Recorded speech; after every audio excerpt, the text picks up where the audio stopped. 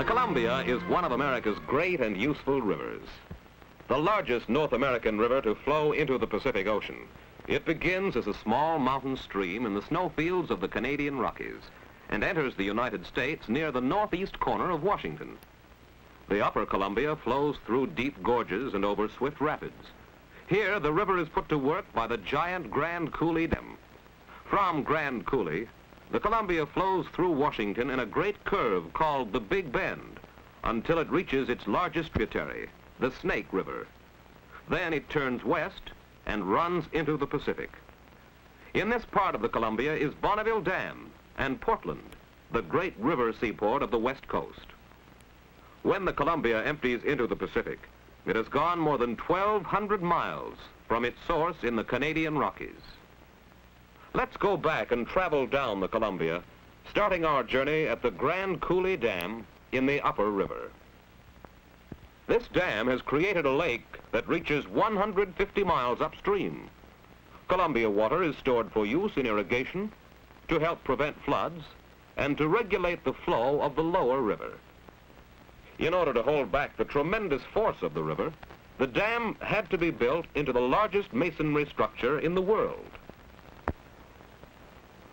Over the spillways, more than 1 million cubic feet of water can flow every second. This is more than 5 times the amount of water passing over Niagara Falls. This rushing water is put to use in turning dynamos in the power plants at the foot of the dam. Electricity that is sent to towns and cities.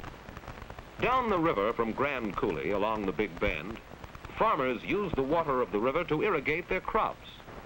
Small pumping stations along the river force water up the banks to upland fields and orchards. Vast amounts of wheat are grown in the unirrigated lands farther away from the river, because wheat needs less water than many other crops.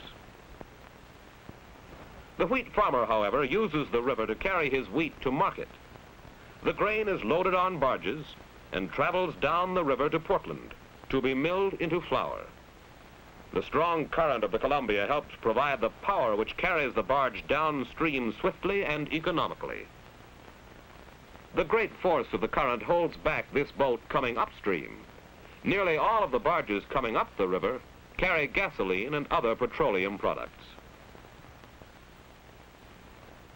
On this part of the Columbia, only flat-bottomed tugs and barges can travel, though many rock, sand kinds of river traffic.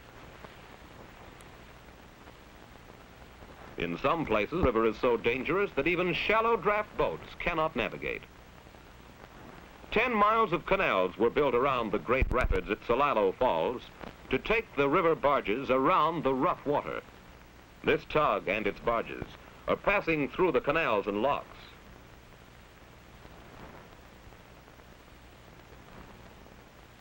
Indians find good salmon fishing in the rapids.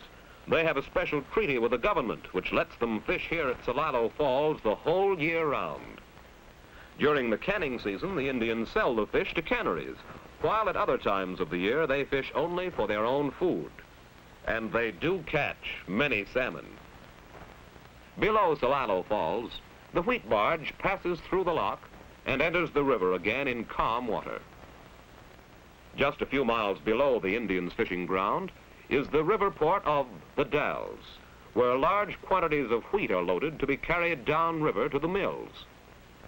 50 miles below the Dalles at Bonneville, another great dam has been erected to control the Columbia.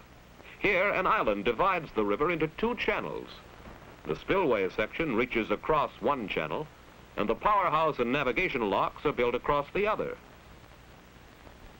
Bonneville improves navigation on the river, but since the huge dam would stop all boats, a lock 500 feet long was built to let them pass.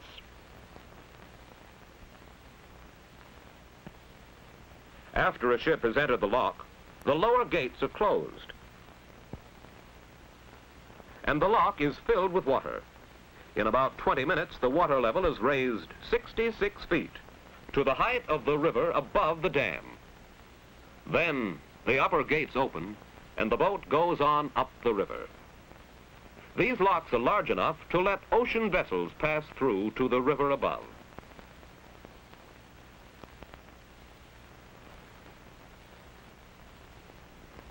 in addition to barges and ships. Great numbers of salmon also travel the river. They go up the Columbia to lay their eggs in the cold mountain streams which form the headwaters of the river. The dam across the river would have stopped them and prevented the annual runs of salmon to their spawning grounds. So a sort of winding stairway, called a fish ladder, was built around the dam to let the salmon pass. From late spring to early autumn, hundreds of thousands of salmon swim up the river through these ladders. The young fish hatch in the upper river and then swim downstream to the ocean, where they spend most of their lives. The salmon going upstream to lay their eggs are counted as they pass through the ladder. This fish is lifted out for inspection and then returned to the river so that it may continue its journey. Bonneville Dam is also used to generate electricity. The nearby cities of Portland and Vancouver use most of Bonneville's electric power. Between Bonneville and Portland, there are many beautiful views of the River Gorge. This is one of the most scenic parts of the Columbia.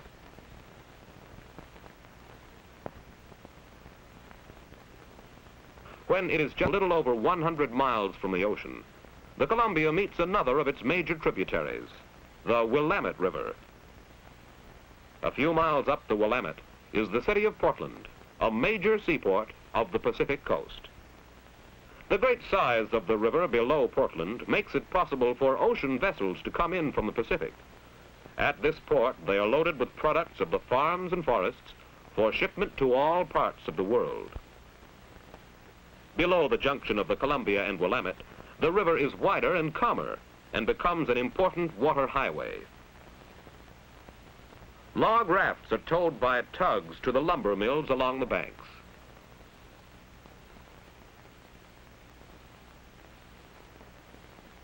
The logs are stored in ponds at the river's edge. From the ponds, they are hauled into the mills by conveyor lines to be sawed. The swift current of the upper Columbia carries much mud and silt, which falls to the bottom as the channel widens and the flow becomes gentle. Floating dredges are used to keep the river deep enough for ocean-going ships.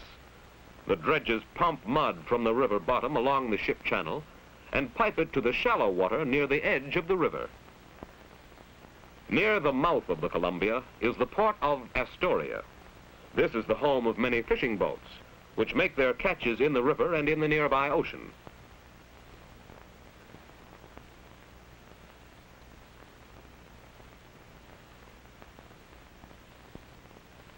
Most of the fresh salmon used in the United States comes from this part of the Columbia. Large canneries along the river bank pack additional for shipment to distant markets. These salmon fisheries are one of the great industries of the Columbia. Here, near its mouth, the river is about 5 miles wide. To cross it, automobiles and passengers must travel by ferry boat, since a bridge has not been built across the wide channel. Finally, a few miles west of Astoria, the Columbia empties into the Pacific Ocean, ending its long journey from the mountains of Canada.